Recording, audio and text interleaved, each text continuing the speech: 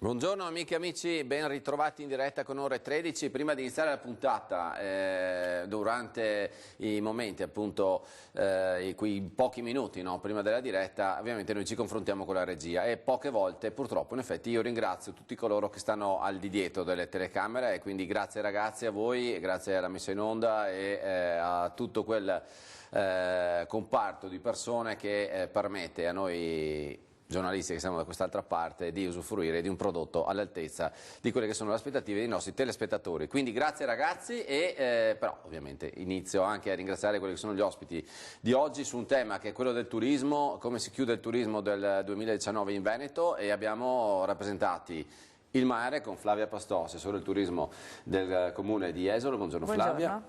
E i monti con Giuliano Vantaggi, direttore della DMO Dolomiti. Buongiorno.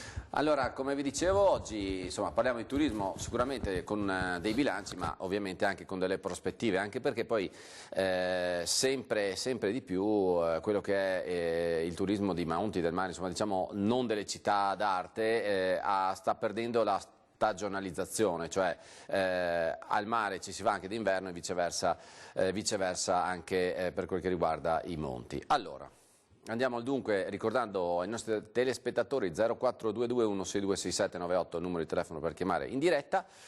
Boh, dai, velocemente, i dati ufficiali non li abbiamo. Flavia, com'è andata questo 2019? Non ci sono, però è in linea comunque con la scorsa stagione, quindi siamo molto contenti. Ovviamente maggio, come sapete benissimo, ha avuto un forte calo perché il maltempo ci ha molto penalizzato, però nei mesi successivi siamo comunque riusciti a tirarci su, e soprattutto i mesi di settembre e anche adesso ottobre, che ha fatto delle giornate molto calde, ci stanno confermando appunto la voglia e il desiderio di venire al mare anche in bassa stagione. Insomma, quello che il meteo toglie poi il meteo dà, e viceversa. Esattamente.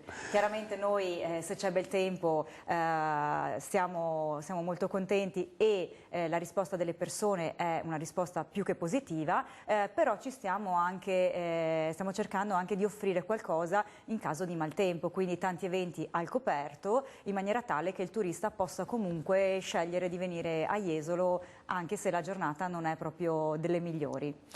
Ovviamente da questo punto di vista si parla del turismo del weekend o comunque di una notte, no? Poi insomma ci sono vari tipi di turismo che poi andremo a valutare insieme, ad affrontare. Beh, allora, se le domeniche sono tutte come l'ultima, io sono stato in provincia di Belluno, c'era più gente in provincia di Belluno che penso in tutto il resto del Veneto. Intanto buongiorno a tutti, lo speriamo anche noi che siano tutte come domenica scorsa, perché veramente sembrava quasi finta, sembrava una cartolina, una cosa meravigliosa.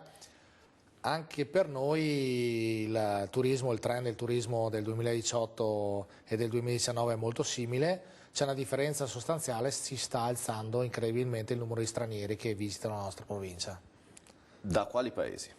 Allora, nel caso dell'inverno noi abbiamo sempre la Germania come primo paese, però abbiamo Polonia e Repubblica Ceca come altri due paesi molto importanti.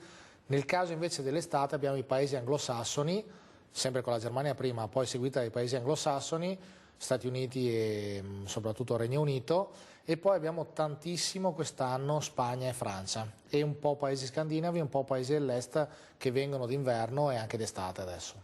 Vi siete fatti un'idea sul perché? Cioè, c'è una politica alle spalle, una politica diciamo commerciale, comunicativa che attrae questi stranieri? Sì, noi abbiamo sviluppato un piano di marketing, siamo continuamente all'estero, abbiamo veramente battuto a tappeto questi paesi e adesso i risultati stanno effettivamente arrivando.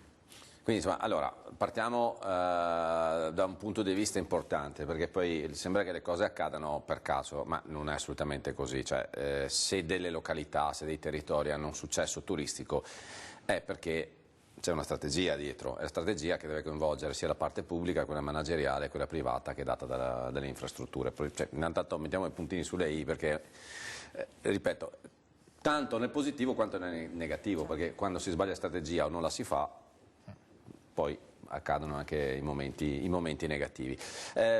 Allora, valutando quelli che sono appunto i paesi stranieri, quindi adesso tra l'altro insomma, siamo in un momento storico in quest'anno, in questi mesi, in cui ci sono paesi che magari un tempo erano molto ricchi e che adesso sono un po' in difficoltà e viceversa. Risposte negative e positive da questo punto di vista, cioè state analizzando un calo di flussi da certi punti di vista e un aumento di altri, com'è la situazione? Ma la situazione, appunto, come diceva, più o meno è molto simile a quella appunto delle Dolomiti. Non abbiamo dei cali molto importanti che quindi ci destano qualche preoccupazione. Ovviamente molti mercati che negli anni scorsi, soprattutto nel 2017, sono stati chiusi per motivi sociopolitici, adesso sono riaperti e quindi ci creano anche ci destano qualche piccola preoccupazione. Parliamo per esempio della Grecia, parliamo della Turchia, che appunto sono mercati molto allettanti. Anche da noi comunque la popolazione tedesca, austriaca rimane un po' il caposaldo dal punto di vista del turismo, quindi il maggior numero dei turisti nostri sono provenienti da queste località e anche abbiamo notato appunto dall'est Europa. Anche da noi cominciano ad arrivare sempre più turisti dalla Scandinavia, dal nord Europa e anche dall'America. Abbiamo notato appunto gente che si sposta con viaggi appunto di ampio raggio. Noi ovviamente abbiamo anche la vicinanza di Venezia, certo, che ci aiuta, perché soprattutto in bassa stagione chi decide di andare a visitare Venezia magari sceglie di fermarsi a Jesolo perché c'è qualcosa, quindi stiamo cercando di offrire sempre qualcosa in più per chi sceglie la nostra località. E questi spagnoli, se non insomma, francesi o altro, che arrivano sulle nostre Dolomiti, con quale criterio vengono attratti? Allora, è importante dire che noi abbiamo fatto veramente tanta Spagna e tanta Francia, abbiamo finito delle campagne promozionali notevoli, abbiamo usato l'onda lunga comunque della guida Lolly Planet delle Dolomiti tradotta in spagnolo, che ha avuto un boom in questo momento in Spagna anche di vendite. Abbiamo fatto moltissime presentazioni per i giornalisti di settore, sia settore turistico che settore economico, e questo ci ha portato un incremento di visibilità notevole. Poi abbiamo fatto anche un'operazione con l'Enid Spagna alla Vuelta per i nostri prodotti bike e infatti oggi il risultato è notevole per quanto riguarda la Spagna. In Francia siamo andati 2 volte, l'ultima volta siamo andati un mese fa e c'è una incredibile attenzione nei confronti delle Dolomiti Parte Veneta, perché è una destinazione considerata nuova per questi mercati e quindi c'è moltissima attenzione e arriveranno in quantità notevole. Bene, il territorio imprenditoriale è pronto? Allora, è pronto. Per territorio imprenditoriale, sì, insomma, intendo la parte ricettiva che va dagli alberghi alle case a tutte le forme di ospitalità, quelle che sono attività collaterali, sì, quindi attività sportive, eventi eccetera, e ovviamente la parte della ristorazione. Beh, intanto ringrazio in primis la Regione Veneto per aver investito con i fondi per la riqualificazione alberghiera per noi e le associazioni di categoria come Confcommercio, Federalberghi, che sono state veramente importanti per i nostri hotel per riqualificarsi, quindi oggi c'è una parte imprenditoriale che si sta riqualificando, si sta rifacendo il maquillage e gli hotel cominciano a diventare veramente belli, ci sono strutture ormai che hanno centri benessere, hanno tutti i tipi di servizi, quindi ci stiamo preparando chiaramente a questo periodo di 7 anni in cui sempre di più si incrementerà questo meccanismo, dove arriveranno anche grandi marchi dell'hotellerie. Ed è importante capire che i grandi marchi dell'hotellerie genereranno anche servizi ancillari che in questo momento non ci sono e noi siamo pungolati a fare sempre più turismo in sempre più momenti dell'anno diversi da quelli che sono quelli di impatto. Allora, così per chi non è esattamente dentro, i 7 anni sono quelli che separano il 2019 dal 2026, che è l'anno delle Olimpiadi a Cortina a Milano. Tanto anche per far capire che cosa significa l'indotto, no? Per un territorio avere questi grandissimi eventi internazionali, perché spesso si spendono parole anche un po' inutili o nocive su certi eventi, invece se voi pensate che già da adesso ci sono riflessi positivi, sì, perché fare nuove infrastrutture, lavorare, insomma, si porta lavoro, si porta ricchezza, si porta attività, non è una cosa da poco. Assolutamente, anche perché c'è proprio una richiesta imprenditoriale anche nell'aprire hotellerie e quella è una cosa molto importante, perché noi dovremmo avere un meccanismo che instauri in maniera molto equilibrata con quella che è la nostra manifattura industriale, che è il fiore all'occhiello della nostra provincia, che è una manifattura industriale a livello internazionale con le grandi occhialerie, ma non solo.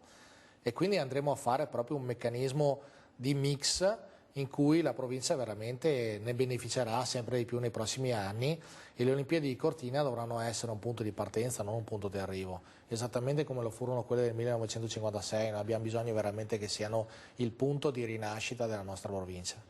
Allora, poi passiamo al mare.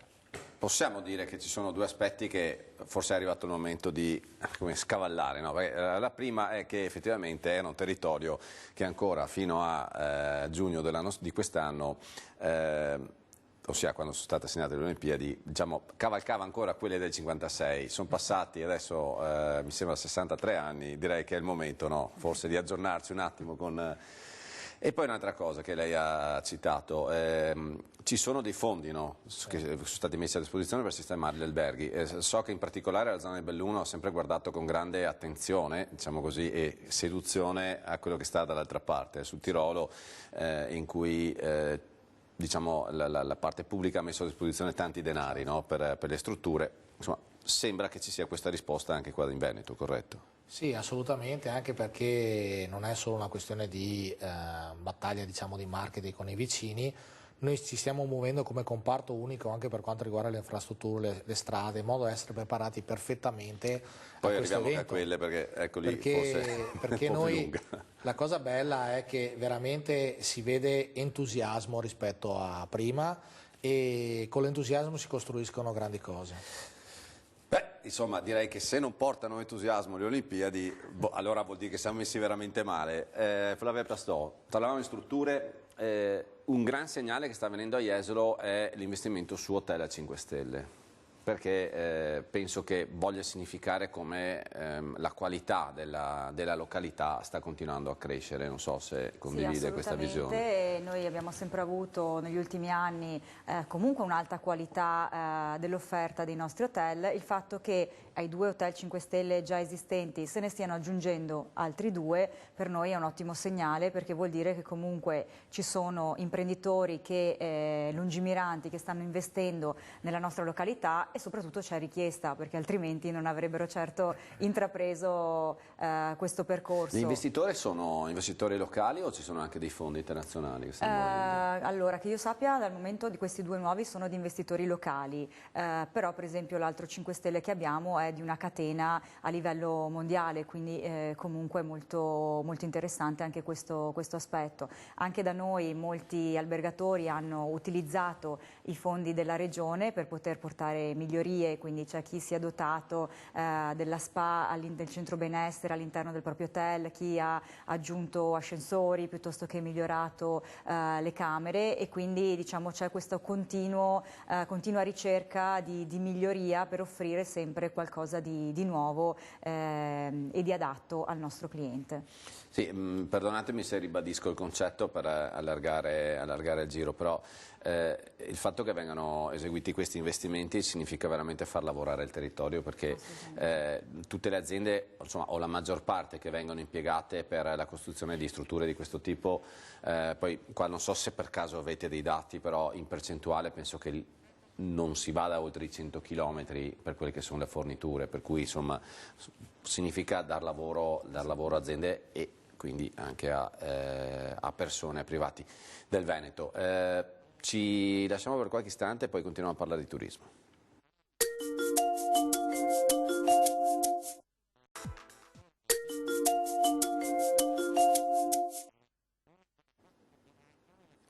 Il turismo è l'argomento che stiamo affrontando nella puntata di oggi di Ore 13, ringrazio ancora i miei ospiti. Questi sono anche i giorni di una commemorazione, il primo anno, no? di questo evento drammatico che è stata la tempesta Vaia, che ha lasciato una ferita bella grossa, no? Nel territorio. Quanto ha inciso su quella che, cioè, e se ha inciso, perché potrebbe anche essere che non l'abbia fatto, su quella che è la programmazione turistica, quantomeno di quest'anno e dei prossimi? Beh, all'inizio un po' ha inciso, è innegabile, però veramente la risposta, soprattutto degli amministratori del territorio, è stata incredibile, perché si sono uniti tutti quanti per fare in modo che il territorio oggi sia bellissimo. Certo c'è ancora lavoro da fare, ma credetemi che alcune zone sono veramente incredibilmente cambiate e anche bellissime, alcune volte anche in maniera positiva. Per esempio oggi vediamo panorami sulle strade incredibili che fino a qualche tempo fa non vedevi, e oggi come oggi veramente tanto di cappello agli amministratori pubblici, ai sindaci di ogni comune, perché hanno fatto un lavoro egregio, bellissimo, e per il turismo è importantissimo questo. Nelle zone delle Dolomiti c'è stata la tempesta Vaia, però insomma, quelli che sono gli effetti di questi cambiamenti climatici penso che siano oggetto di valutazione a 360 gradi da tutte le amministrazioni. Non so, anche per esempio a voi a Jesolo d'inverno purtroppo ogni tanto arriva la mareggiata che fa dei disastri. La mareggiata purtroppo ci crea non pochi disagi, non solamente d'inverno, molto spesso infatti le mareggiate arrivano anche a inizio stagione, quindi nel momento in cui sei pronto, gli stabilimenti sono preparati per aprire, per accogliere i turisti, gli ombrelloni sono già stati posizionati, arriva la mareggiata e ovviamente si mangia metà spiaggia, soprattutto nella zona nostra della Pineta, verso Cortellazzo. E anche lì noi dobbiamo ovviamente correre velocemente ai ripari, grazie anche alla Regione. Comunque ogni anno siamo riusciti in tempi veramente celeri a portare sabbia e quindi a in qualche modo tamponare il problema, in maniera tale che se il turista scende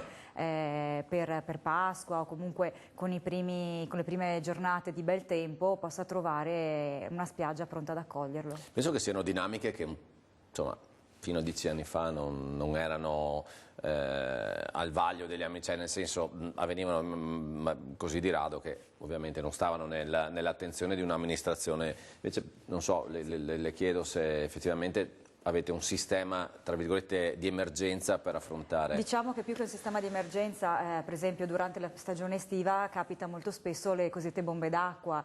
Noi che organizziamo moltissimi eventi all'aperto dobbiamo sempre pensare il piano B, quindi nel caso di maltempo ragionare, tenerci pronti per poter spostare velocemente l'evento al chiuso, al coperto, oppure rimandarlo, quindi abbiamo anche nel nostro calendario tutta una serie di date pronte e bloccate per i possibili recuperi. Quindi sì, è un grosso problema perché sono comunque fenomeni atmosferici molto violenti, molto forti, sempre di più, e bisogna ormai, penso, conviverci.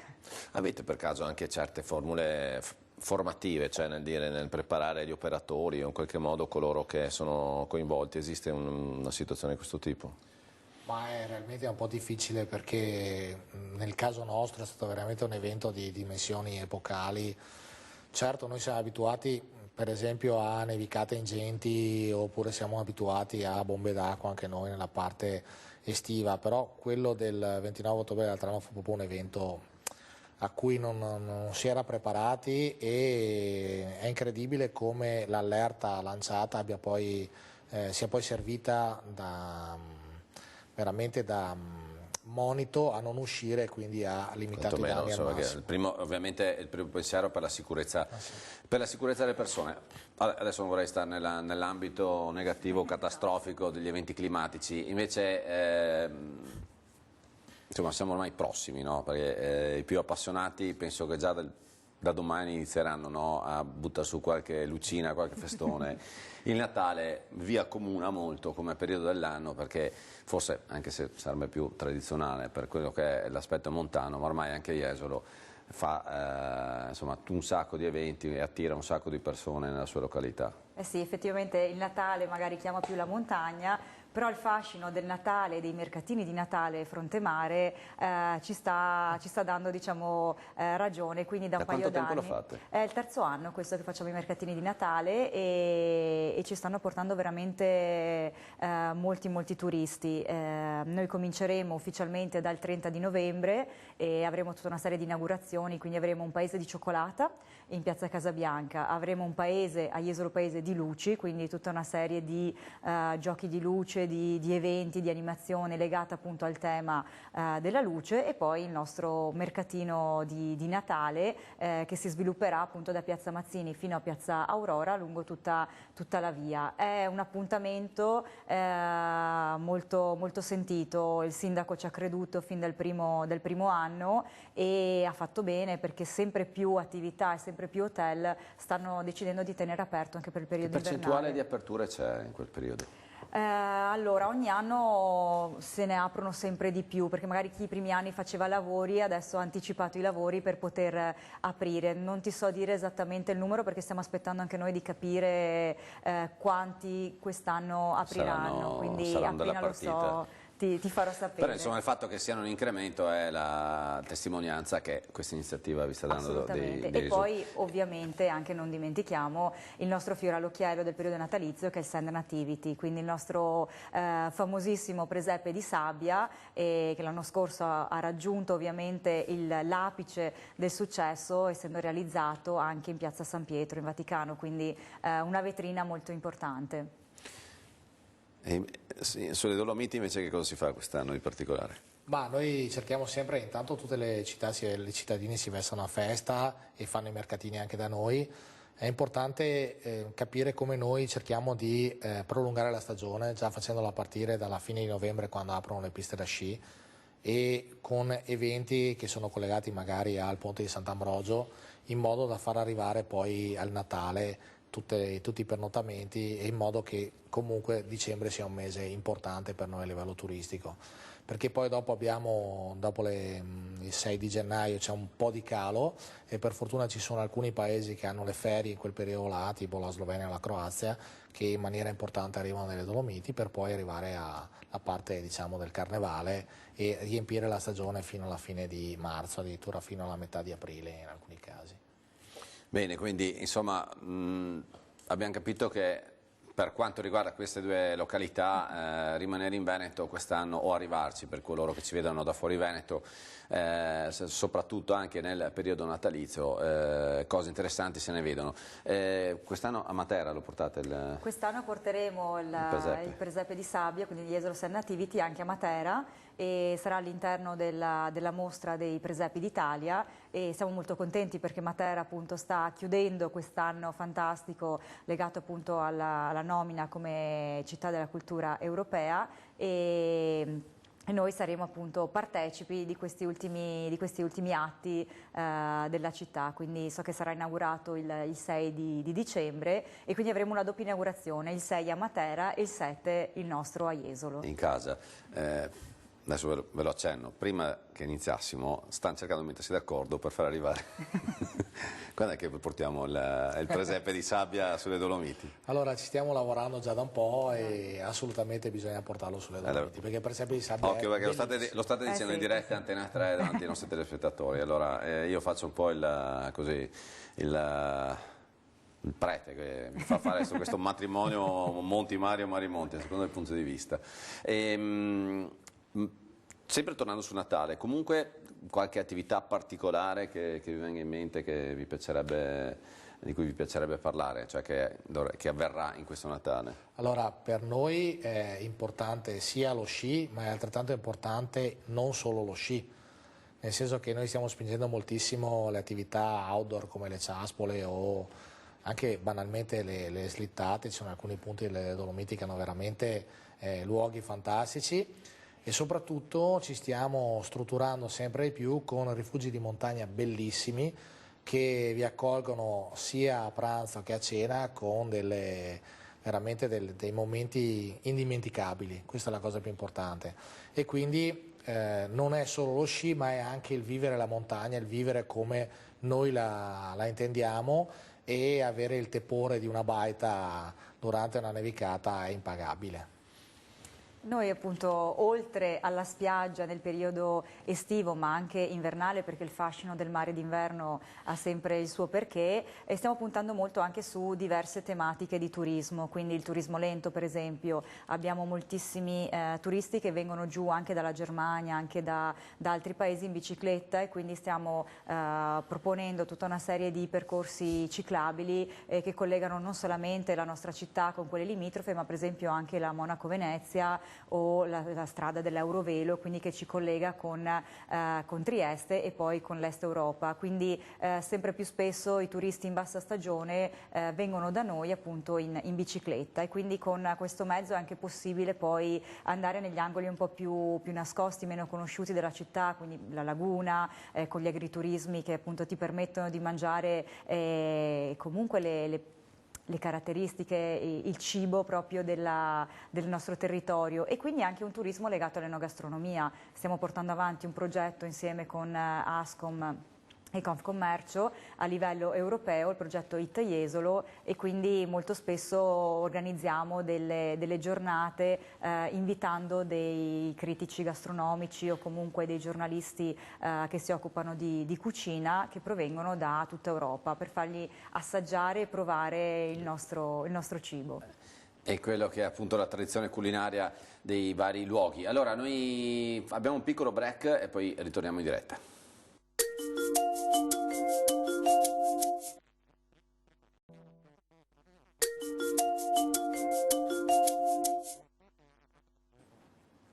Nell'affrontare il tema del turismo ovviamente si sta cercando di capire, oltre a quelle che sono le tendenze, a che cosa lascia nel territorio, sia in termini economici, in termini anche occupazionali, e a questo punto vi chiedo una cosa importante, perché poi per poter ospitare le persone serve anche personale preparato, no?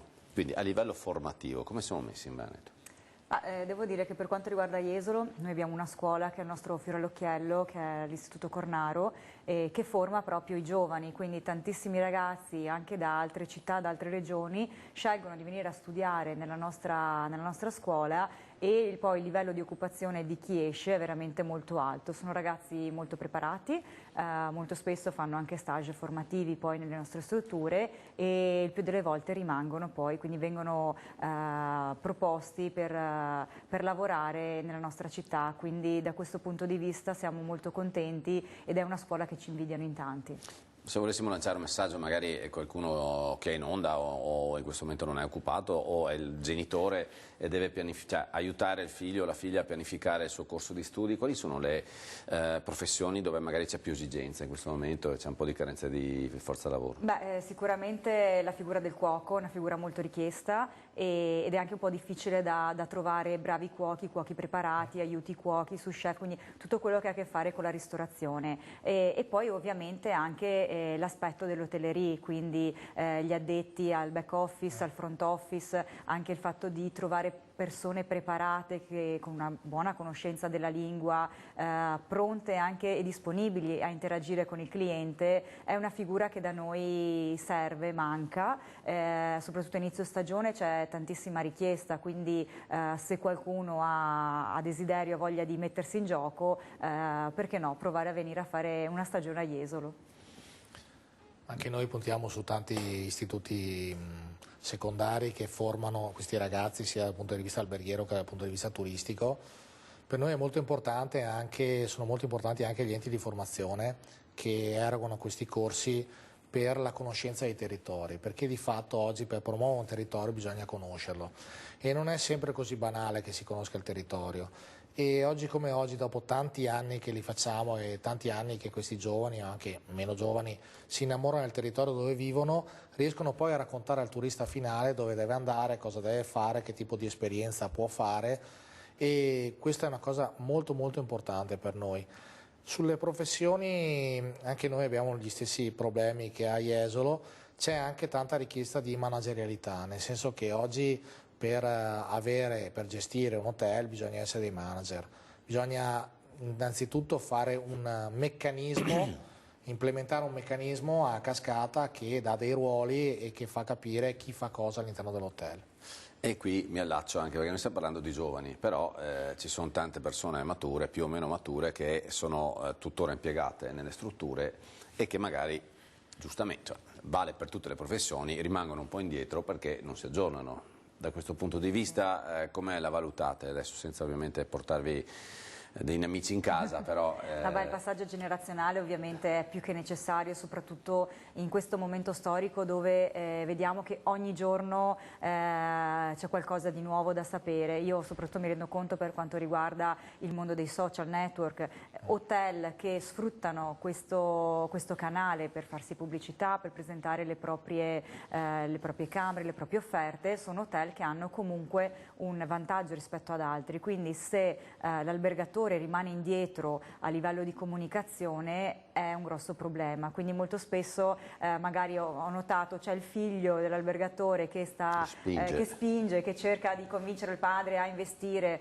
in ambito di comunicazione, magari invece la vecchia guardia che è ancora un po' più legata al modo di far pubblicità di un tempo. Noi per esempio stiamo lavorando anche tantissimo con le fiere, però anche qui il mondo è cambiato e quindi anche qui non ci presentiamo più solamente come città di Jesolo, ma stiamo lavorando insieme con le altre località, quindi ci stiamo presentando come Venice Sand, come le spiagge di Venezia, e facendo questo lavoro proprio di team vediamo che i risultati sono veramente molto più importanti rispetto al presentarsi singolarmente.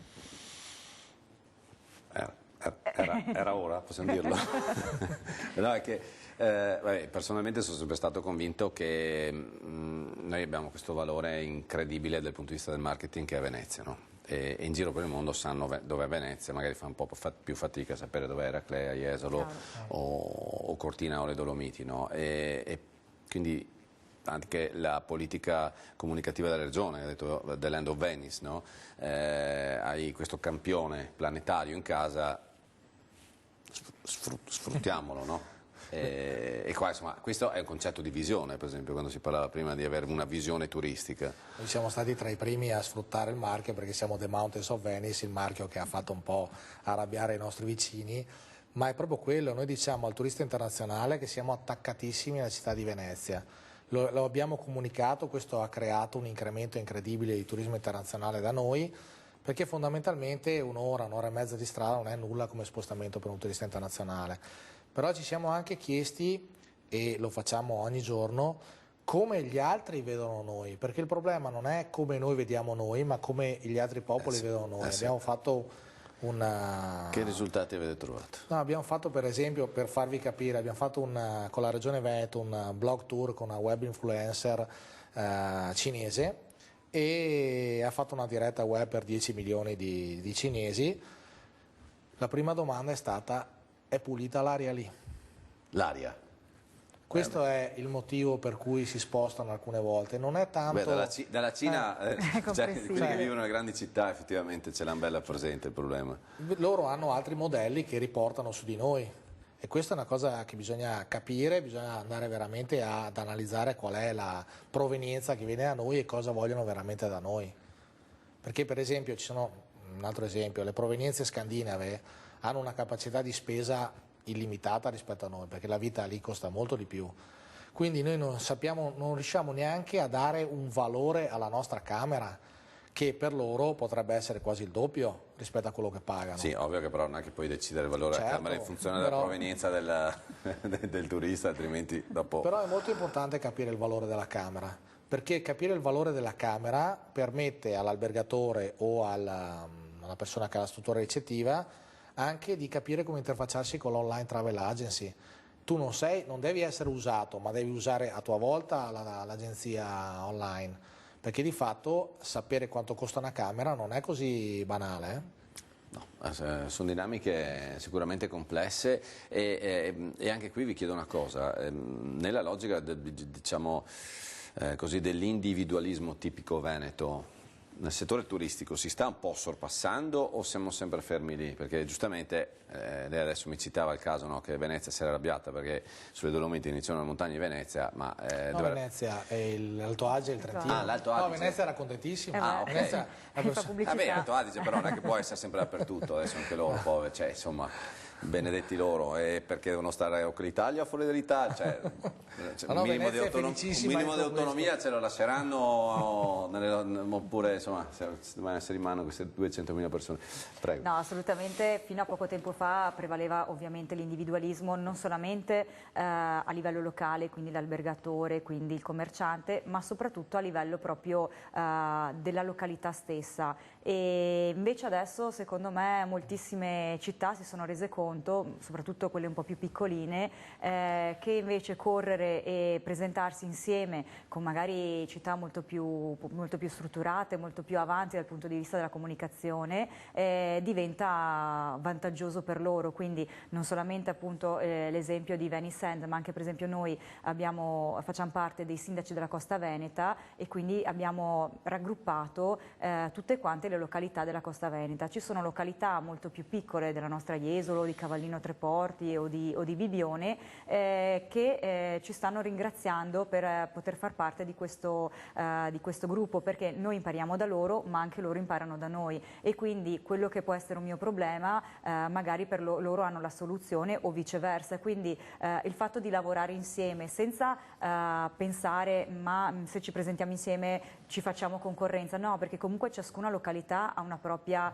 definizione dal punto di vista di destinazione turistica, ha un proprio bacino ben definito di tipologia turistica, e quindi il poter lavorare insieme e creare questi gruppi è sicuramente un vantaggio per tutti quanti. Beh, insomma, mi fa piacere che la cosa si stia finalmente sviluppando. Io do un attimo la linea alla regia.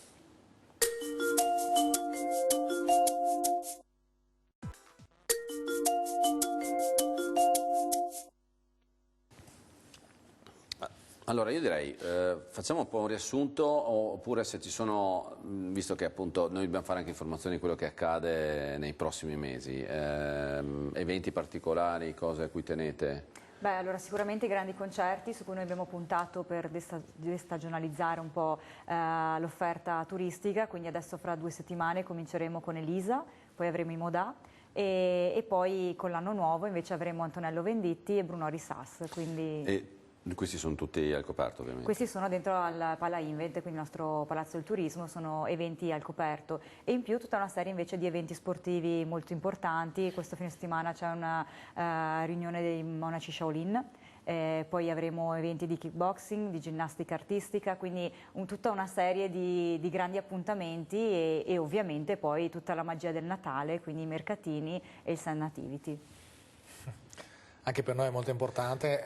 Iniziamo con le 2 cittadine più importanti che sono Belluno e Feltre, che hanno le fiere di riferimento, soprattutto il Benvenuto San Martino a Belluno e l'antica fiera di San Matteo a Feltre.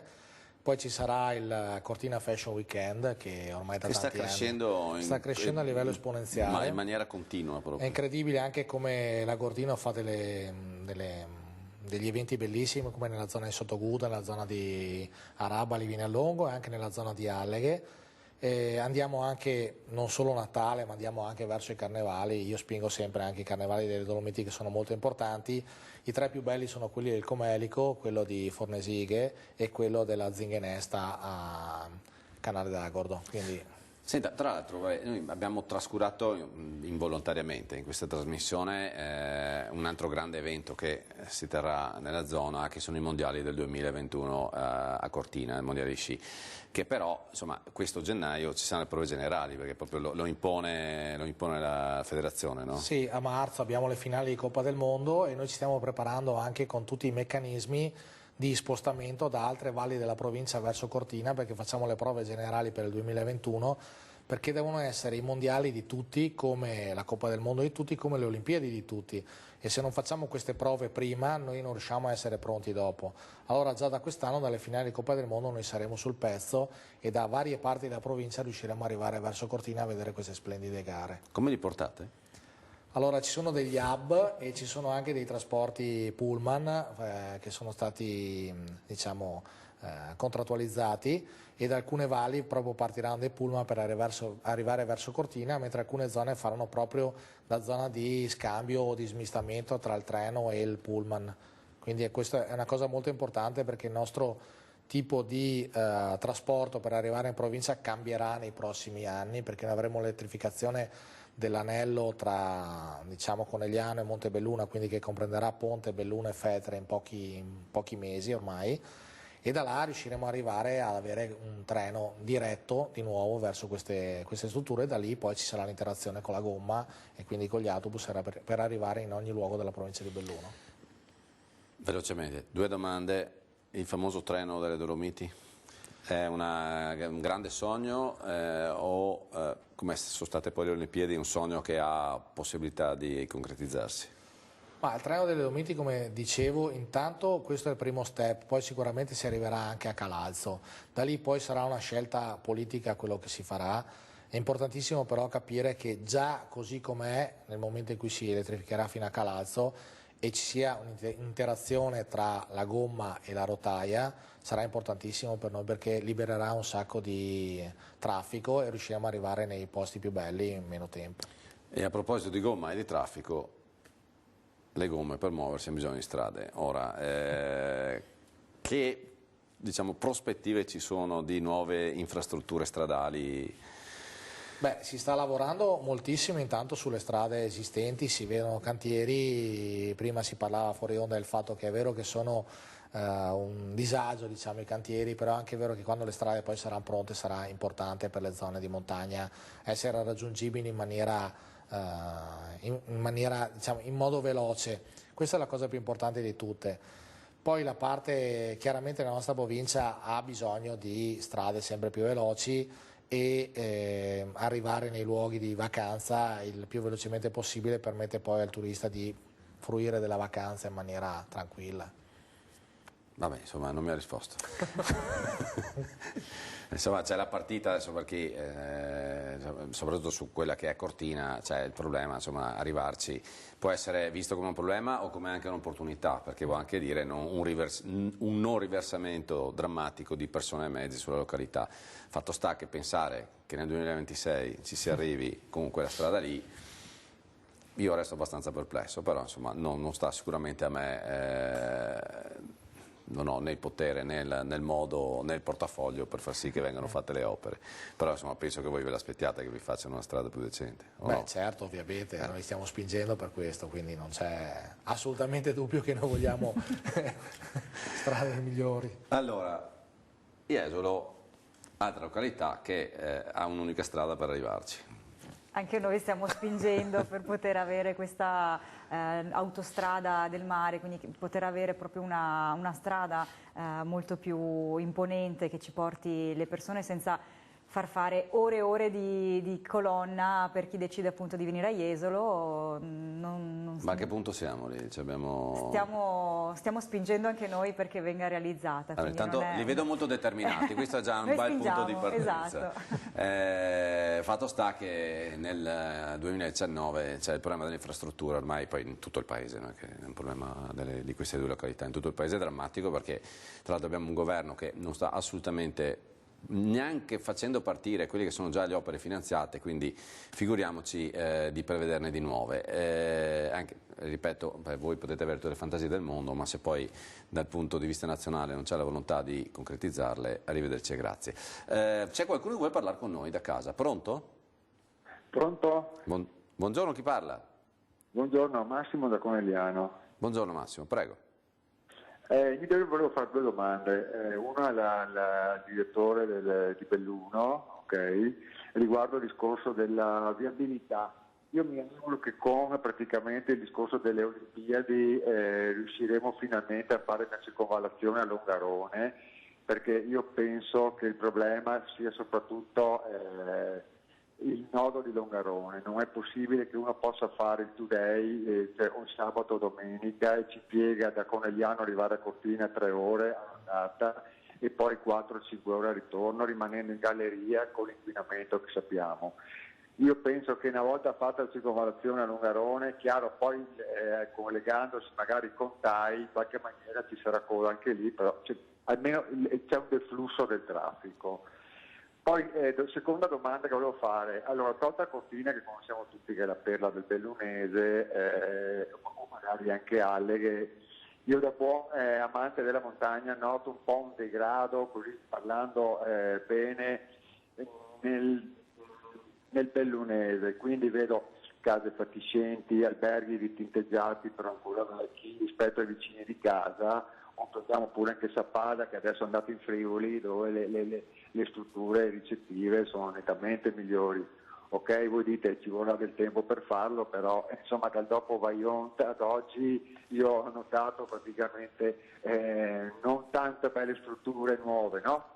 E volevo capire anche qua se... Ok, allora mi perdoni Massimo perché abbiamo ancora un minuto, quindi le domande sono la circonvallazione su Longarone e una risistemazione delle strutture nel bellunese, corretto? Ecco, l'ultima cosa, esatto, per quanto riguarda Jesolo invece...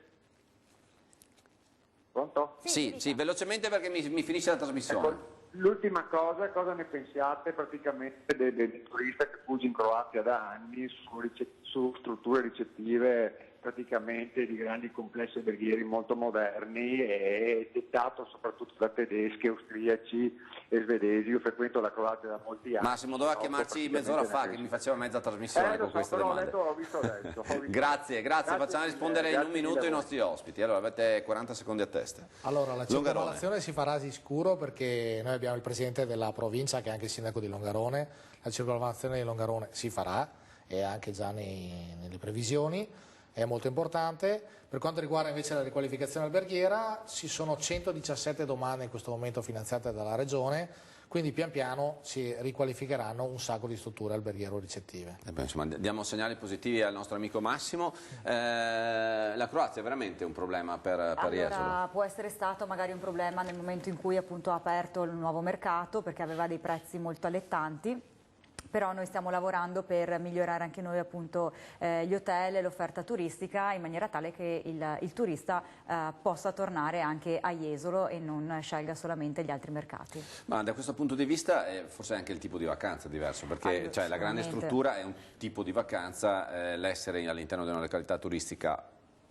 Sicuramente chi sceglie di andare in grandi strutture ha un'idea di vacanza diversa che magari a Jesolo non può trovare, ma offrendo magari cose differenti c'è la possibilità che possa tornare perché è allettato da altre tipologie di turismo e di offerta.